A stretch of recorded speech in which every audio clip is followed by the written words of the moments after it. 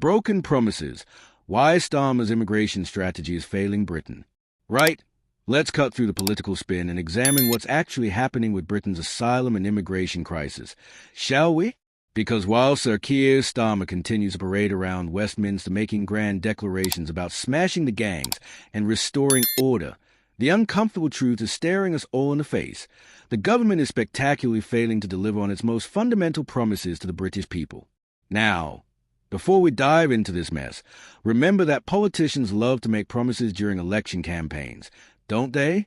Labour's manifesto was positively brimming with bold commitments about ending asylum hotels, clearing backlogs, and increasing returns of those with no right to remain. But here we are, months into Starmer's tenure, and the reality on the ground tells quite a different story indeed.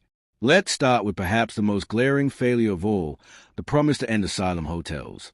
Labour pledged to end asylum hotels, saving the taxpayer billions of pounds by 2029. Rather ambitious, wouldn't you say? Well, here's where it gets rather embarrassing for the government. Just days before the general election in June 2025, there were actually more asylum seekers living in hotels than there were in June 2024. That's right, more, not fewer. The numbers have increased by 2,474 to 32,059 hotel residents by the end of June 2025. So much for ending asylum hotels, eh? But wait, it gets worse.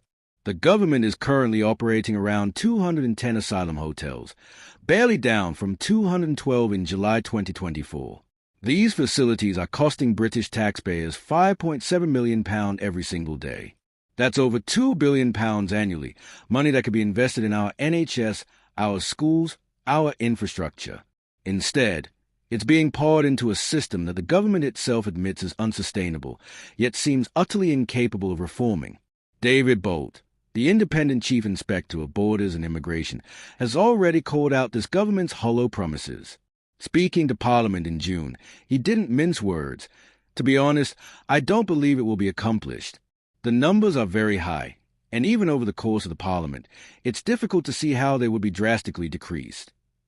When your own independent inspector is publicly questioning your competence, you know you're in serious trouble. Now, let's discuss Starmer's other grand promise, to smash the gangs responsible for small boat crossings. The Prime Minister stood at that podium, chest puffed out, promising to target the human smuggling networks behind these dangerous channel crossings. But what's actually happened? Small boat arrivals have increased by approximately 45% in 2025 compared to the same period in 2024, with 27,997 people making the treacherous journey as of August 20th. That's the highest number for this time of year on record. Absolutely brilliant work there, Sir Keir. The government's response? They are collecting information on their efforts to dismantle criminal gangs, and it may be released in the future. May be released? This isn't classified military intelligence we're discussing. It's basic accountability to the British public who elected this government on the promise of decisive action. The vagueness is quite telling, isn't it? Meanwhile, we're still throwing money at France. £76 million over 3 years, hoping they'll somehow solve our border crisis for us. Between July 2024 and August 2025, French authorities claim to have stopped around 33,468 individuals from crossing. But here's the kicker. We don't actually know what happened to these people or whether they simply tried again later. It's rather like claiming you've stopped a leak by temporarily holding your finger over it whilst the pipe continues to burst elsewhere. Let's examine the asylum backlog, another area where this government promised swift action. Now, to be fair, there's been some progress here. Decisions on asylum applications have increased by 55% since June, and the overall backlog has decreased since the end of June 2024. But here's what the government doesn't want you to focus on too closely. Under Labour, only 39% of asylum claims are being approved, compared to 44% under the previous Conservative government. Lower approval rates might make the numbers look better on paper, but it's also creating a different problem entirely. You see, when more claims are rejected, more people appeal those decisions, creating yet another backlog. The number of pending asylum appeals has reached a record 51,000 cases as of March 2025. That's more than 5 times higher than it was in 2015. So whilst the government pats itself on the back for processing more initial applications, it's simultaneously creating a bottleneck further down the system. Rather like congratulating yourself for emptying one bucket whilst filling another to overflowing. And what about returns? Getting people who have no right to be here actually out of the country. The government promised to establish a new returns and enforcement unit with 1,000 additional staff. Between July 2024 and July 2025, they managed 35,052 returns, a 13% increase from the previous year. Sounds impressive until you dig deeper, doesn't it? Only 9,115 of these were forced removals, and many of the so-called voluntary departures happened without any government involvement whatsoever. The government is essentially taking credit for people who decided to leave on their own accord. This is where the political theater becomes particularly galling. Ministers repeatedly claim they removed or even deported tens of thousands of people, when the reality is far more modest. It's political spin at its most cynical, designed to create headlines whilst obscuring the government's actual limited effectiveness.